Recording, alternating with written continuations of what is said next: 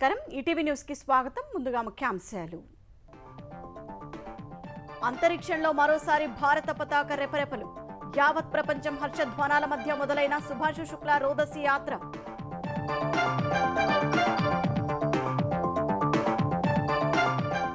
Space X వ్యోమనౌకను కక్షలో ప్రవేశపెట్టిన Falcon 9 రేపు సాయంత్రానికి అంతర్జాతీయ అంతరిక్ష కేంద్రానికి చేరనున్న స్పేస్ క్రాఫ్ట్ తెలంగాణలో పంచాయతీ ఎన్నికలు 3 నెలల్లో జరపాలన్న హైకోర్టు 30 రోజుల్లో రిజర్వేషన్లు ఖరారు చేయాలని తీర్పు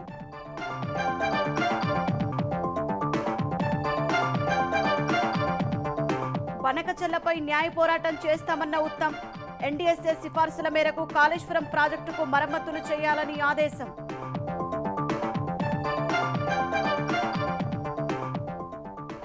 బనకచెల్ల ప్రాజెక్టు పనుల పర్యవేక్షణకు జలహారతి కార్పొరేషన్ ఏర్పాటు ఇతర పథకాలను పూర్తి చేయడానికి కృషి చేస్తుందన్న ఏపీ సర్కార్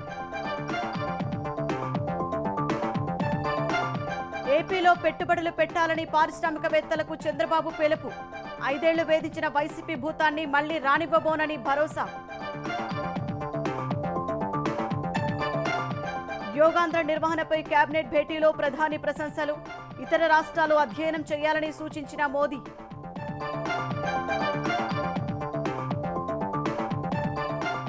ప్రస్తుత విద్యా సంవత్సరం నుంచి సిబిఎస్ఈ 10వ తరగతికి 2 సార్లు పరీక్షలు ఫిబ్రవరి మే నెలల్లో నిర్వహించేందుకు ప్రణాళిక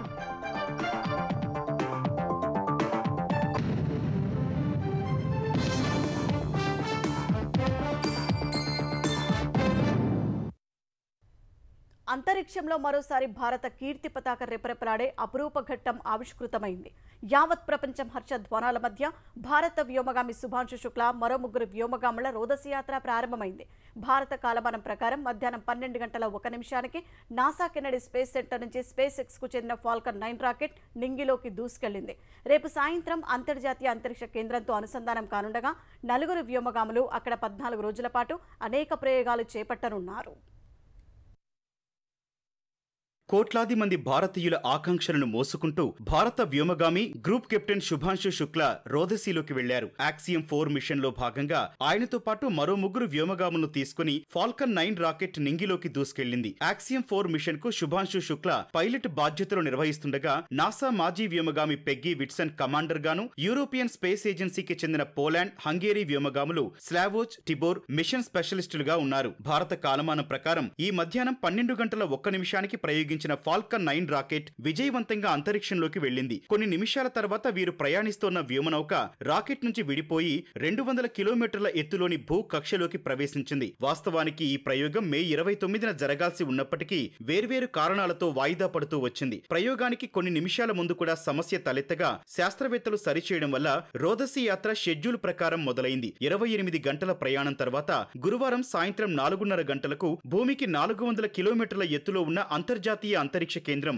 ఐఎస్ఎస్ తో డ్రాగన్ వ్యోమనౌక అనుసంధానం కానుంది 4 దశాబ్దాల క్రితం రాకేష్ శర్మ తర్వాత అంతరిక్షంలో అడుగుపెట్టనున్న రెండో భారతీయుడిగా అంతర్జాతీయ అంతరిక్ష కేంద్రానికి చేరనున్న తొలి భారతీయుడిగా శుక్లా రికార్డులకెక్కనున్నారు భూ కక్షలోకి ప్రవేశించిన వెంటనే శుభాంశు శుక్లా భారత పౌరులను పలకరించారు ఇదో గొప్ప ప్రయాణమని పేర్కొన్నారు नमस्कार मेरे प्यारे देशवासियों वॉट अ राइड 40 साल बाद हम वापस अंतरिक्ष में पहुंच गए हैं और कमाल की राइड थी इस समय हम 7.5 किलोमीटर प्रति सेकंड की रफ्तार से पृथ्वी के चारों तरफ घूम रहे हैं और मेरे कंधे पे मेरे साथ मेरा तिरंगा है जो मुझे बता रहा है कि नहीं हूँ मैं आप सबके साथ हूँ ये मेरी इंटरनेशनल स्पेस स्टेशन तक की जर्नी की शुरुआत नहीं है ये भारत के ह्यूमन स्पेस प्रोग्राम की शुरुआत है और मैं चाहता हूं कि आप सभी देशवासी इस यात्रा का हिस्सा बने आपका भी सीना गर्व से चौड़ा होना चाहिए आप भी उतना ही एक्साइटमेंट दिखाइए आइए हम सब मिलकर भारत के इस ह्यूमन स्पेस प्रोग्राम की जर्नी की शुरुआत करें धन्यवाद जय हिंद जय भारत బ్రాండ్ న్యూ క్యాప్సూల్ కు గ్రేస్ అనే పేరు పెట్టినట్లు భూ కక్షలోకి ప్రవేశించిన తర్వాత వ్యోమగాములు వెల్లడించారు ఈ మిషన్ లో భాగంగా 14 రోజుల పాటు అంతర్జాతీయ అంతరిక్ష కేంద్రంలో గడపనున్న ఈ 4 వ్యోమగాములు 60 ప్రయోగాలు చేయనున్నారు ప్రధాని మోదీతో ముచ్చటించడంతో పాటు అనేక కార్యక్రమాల్లో భారత వ్యోమగామి శుక్లా పాల్గొననున్నారు యాక్సియం 4 మిషన్ కోసం ఇస్రో 550 కోట్లు ఖర్చు చేయగా ఇస్రో తరపున శుక్లా 7 ప్రయోగాలు చేయనున్నారు దీర్ఘకాలం పాటు సాగే రోదసి యాత్రల సమయంలో పోషకాహారం జీవనాధార వ్యవస్థల విషయంలో ముందడుగు వేయడానికి ఉద్దేశించిన ప్రయోగం చేయనున్నారు. భారరహిత స్థితి వల్ల ఎముకలు, కండరాలు, గుండె, రక్తనాళాలు, రోగనిరోధక వ్యవస్థపై ప్రభావాన్ని అధ్యయనం చేస్తారు. నాసా నిర్వహించే 5 ఉమ్మడి అధ్యయనాల్లోనూ శుక్లా పాల్గొంటారు. మొత్తంగా యాక్సియం 4 వ్యోమగాములు 31 దేశాలకు చెందిన 60 శాస్త్రీయ ప్రయోగాలు నిర్వహించనుండగా తద్వారా ఒకే మిషన్ ద్వారా ISS లో అత్యధిక ప్రయోగాలు చేపట్టినట్లవుతుంది. ఫాల్కన్ 9 రాకెట్ నింగిలోకి దూసుకెళ్లగానే భారత వ్యోమగామి శుభాంశు శుక్లా తల్లిదండ్రులు భావోద్వేగానికి గురయ్యారు. ఉత్తరప్రదేశ్లోని లక్నోలో యాక్సియం 4 మిషన్ ప్రత్యక్ష ప్రసారాన్ని చూసిన శుభాంశు కుటుంబ సభ్యులు ఫాల్కన్ 9 రాకెట్ అంతరిక్ష కేంద్రానికి విజయవంతంగా పయనమవగానే ఆనందంతో గంతులు వేశారు. తమ కుమారుడు అంతరిక్ష కేంద్రంలోకి వెళ్తుండడం ఆనందంగా ఉందని శుభాంశు శుక్లా తండ్రి శంభుదయాల్ శుక్లా తెలిపారు. దేవుడి ఆశీర్వాదం వల్లే ఇది సాధ్యమైందని అన్నారు.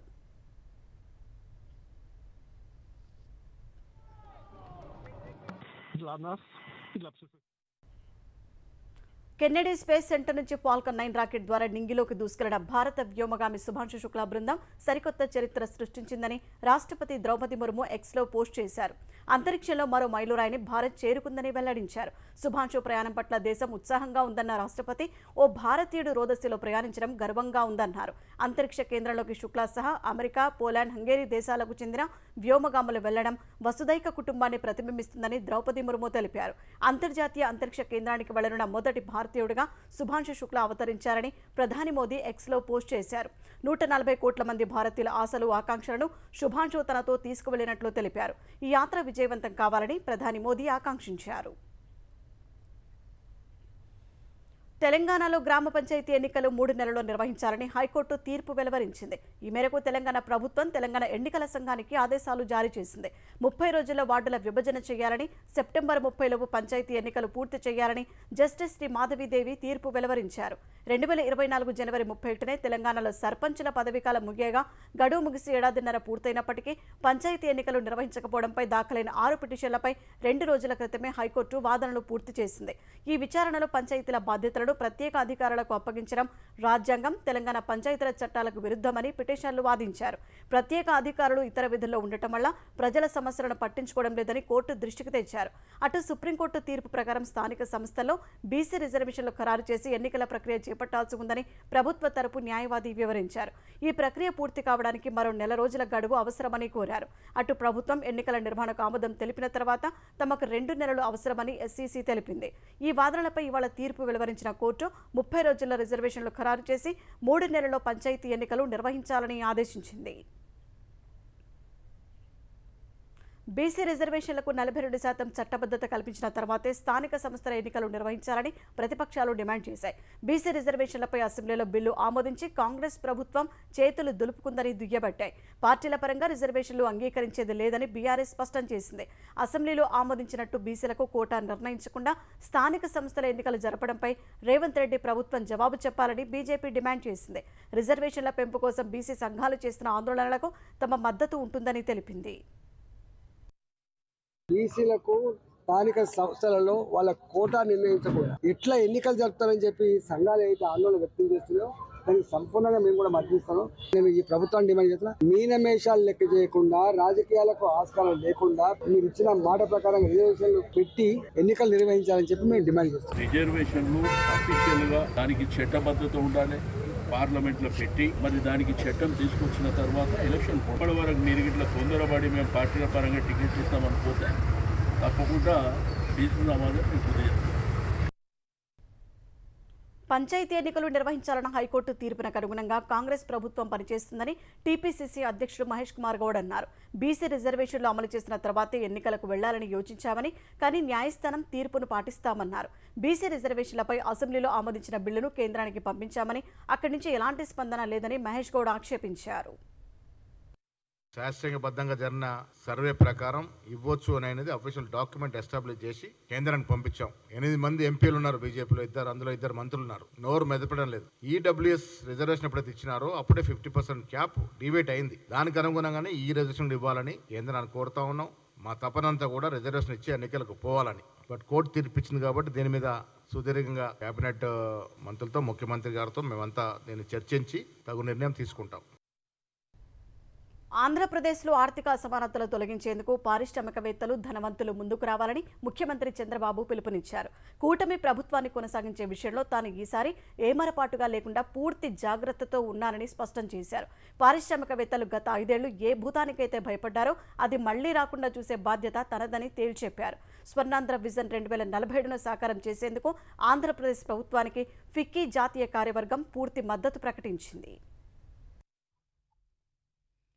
విజయవాడలో జరిగిన ఫిక్కీ జాతీయ కార్యవర్గ సమావేశంలో ముఖ్యమంత్రి చంద్రబాబు కీలక ప్రసంగం చేశారు. సమాజానికి సేవ చేసే సమయం ఇదేనంటూ పారిశ్రామికవేత్తలకు పిలుపునిచ్చారు. వెనుకబడిన ప్రాంతాల్లో పెట్టుబడులు పెడితే అధిక ప్రోత్సాహకాలిస్తామని ప్రకటించారు. సమాజంలో ఆర్థిక అసమానతలను తొలగించడమే తమ ప్రభుత్వ ప్రథమ ప్రాధాన్యమన్న చంద్రబాబు ఒకే సమాజంలో $1 మిలియన్ ఆస్తిపరులు, పూటగడవని అభాగ్యులు ఉన్నారని, ఆ అసమానతలు తొలగిపోవాలని పేర్కొన్నారు. అందుకోసం ప్రభుత్వం P4 విధానాన్ని ప్రోత్సహిస్తోందని చెప్పిన సీఎం పారిశ్రామికవేత్తలంతా సహకరించాలన్నారు. వికసిత్ భారత్ లక్ష్యానికి అనుగుణంగా స్వర్ణాంధ్రప్రదేశ్ లక్ష్యం నిర్దేశించుకున్నామన్న చంద్రబాబు రాబోయే రోజుల్లో అమరావతిలో మంచి అవకాశాలు వస్తాయని తెలిపారు. Today what I am conceiving, by 2047 Andhra Pradesh will be number 1 state. You call any parameters. Today I am building Amaravati, one of the most beautiful. After retirement you have to come here and settle here so that your expectancy of life will increase. Wherever there is a new concept, no need to go to there. You come here in Amaravati, all technologies we are going to integrate and build a futuristic city. Nobody can beat us after 100 years. Invest in Andhra Pradesh, see the governance. We got proposals nearly 9.5 lakh crores investment as on today. Nearly 5 lakh crores proposals, they are all on ground today. పెట్టుబడిదారులకు గత ప్రభుత్వ పాలన ఓ చీకటి అధ్యాయమన్న చంద్రబాబు ఆ భయాలు ఇకపై అవసరం లేదని స్పష్టం చేశారు. Past 5 years, don't keep it in mind. Andhra Pradesh had a very bad experience. Because of that, what I built brand, it has been damaged.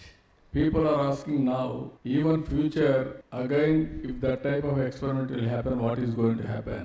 I am assuring you, we are very careful.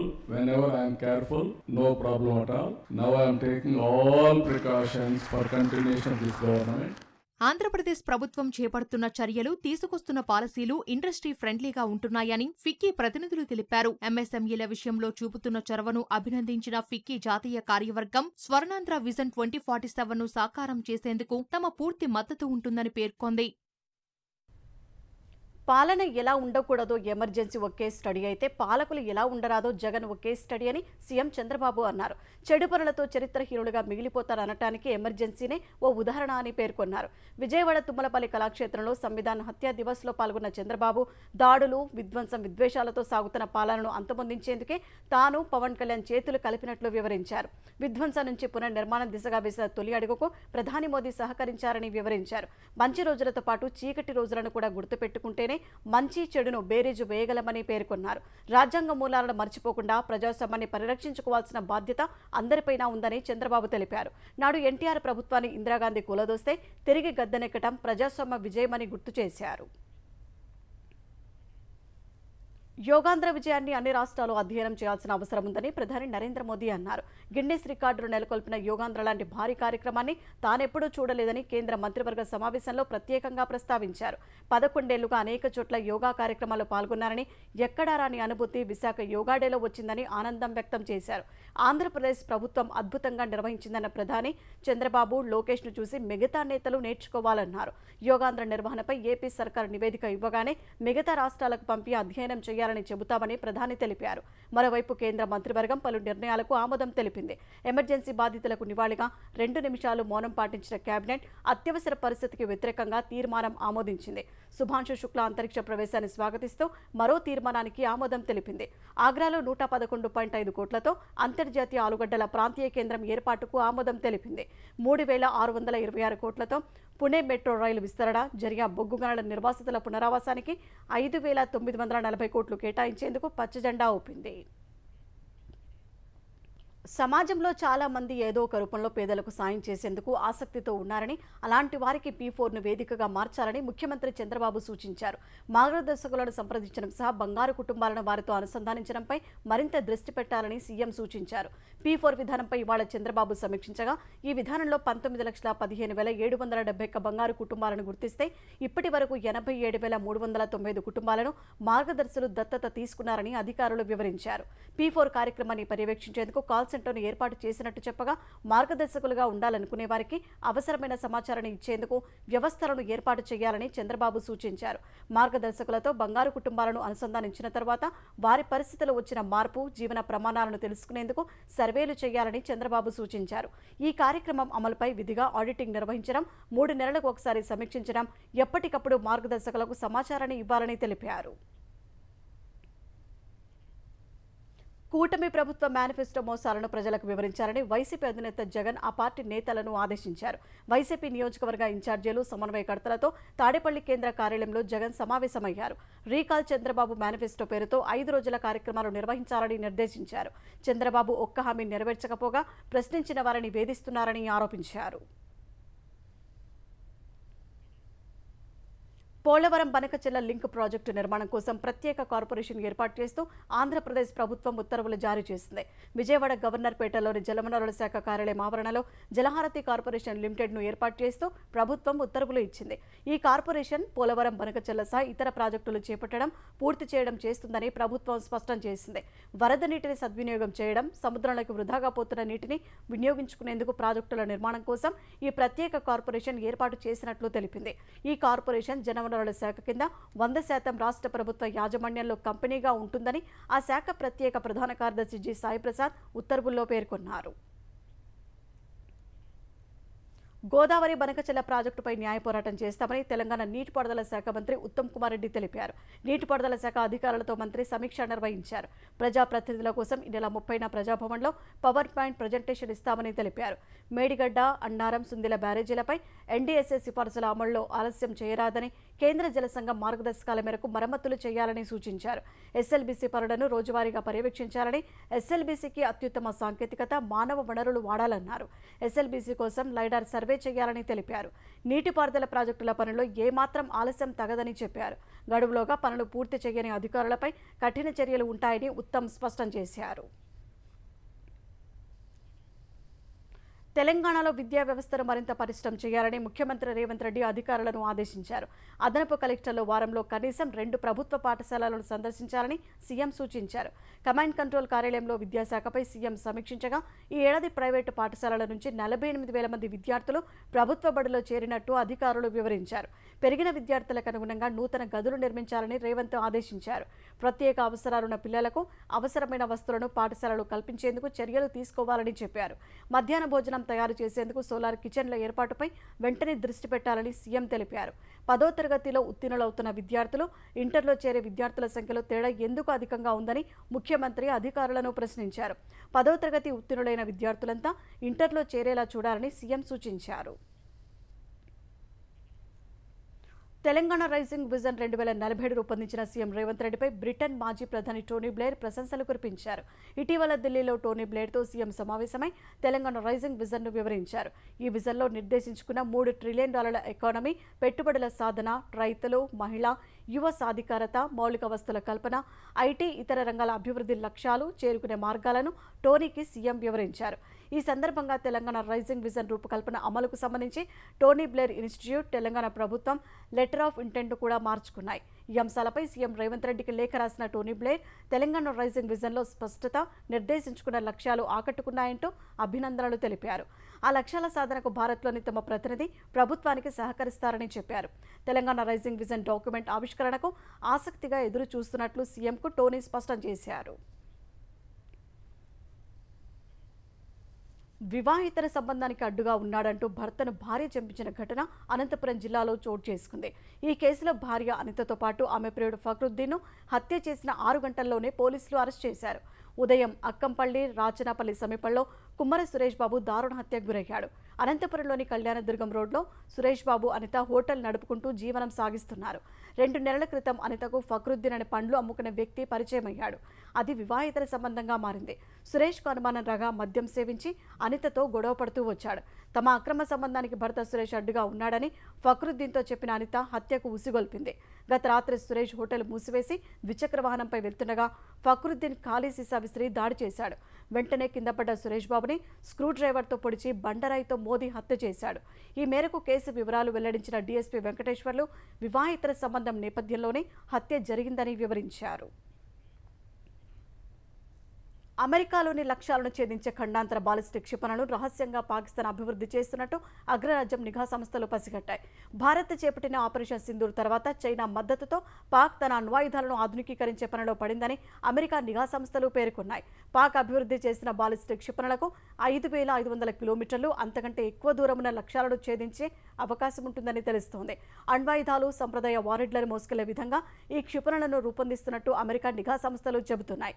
ఈ క్షిపణుల అభివృద్ధి వాస్తవమైతే పాకిస్తాన్ను తమకు ముప్పు కలిగించే అణ్వస్త్ర దేశంగా America పరిగణించనుంది. ప్రస్తుతం Russia, China, ఉత్తర కొరియాలను అణ్వస్త్ర శత్రు దేశాలుగా America పరిగణిస్తోంది. కొంతకాలంగా స్వల్ప మధ్యశ్రేణి క్షిపణులను అభివృద్ధి చేస్తున్న పాక్ 2022లో 2,700 కిలోమీటర్ల దూరంలోని లక్ష్యాలను ఛేదించే షాహీన్ 3ని పరీక్షించింది. గతేడాది లాంగ్ రేంజ్ బాలిస్టిక్ క్షిపణి కార్యక్రమాన్ని పాక్ చేపట్టగా ఈ క్షిపణి కార్యక్రమాన్ని పర్యవేక్షించే పాక్ ప్రభుత్వ రక్షణ సంస్థ నేషన్ డెవలప్మెంట్ కాంప్లెక్స్ మరో 3 సంస్థలతో తమ దేశ కంపెనీలు వ్యాపారం చేయకుండా అమెరికా ఆంక్షలు విధించింది. ఇజ్రాయెల్, ఇరాన్ మధ్య కాల్పుల విరమణ అమల్లోకి వచ్చిన వేళ అంతర్జాతీయ మార్కెట్ల నుంచి సానుకూల సంకేతాలతో దేశ స్టాక్ మార్కెట్లు వరుసగా రెండో సెషన్లో లాభాలు సాధించాయి. గత సెషన్లో 158 పాయింట్లు పెరిగిన సెన్సెక్స్ ఇవాళ మరో 700 పాయింట్లు పెరిగింది. ఉదయం 82,449 పాయింట్ల వద్ద బీఎస్ఈ సూచీ ప్రారంభమైంది. మొదట్లో 82,339 పాయింట్ల కనిష్ట స్థాయి నమోదు చేసింది. తర్వాత కొనుగోళ్ల మద్దతుతో దూసుకెళ్లిన సెన్సెక్స్ ఈ క్రమంలో 82,816 పాయింట్ల గరిష్ట స్థాయికి చేరింది. చివరకు 82,755 పాయింట్ల వద్ద స్థిరపడింది. జాతీయ స్టాక్ ఎక్స్చేంజ్ సూచీ నిఫ్టీ 200 పాయింట్లు పెరిగి 25,245 పాయింట్ల వద్ద ముగిసింది.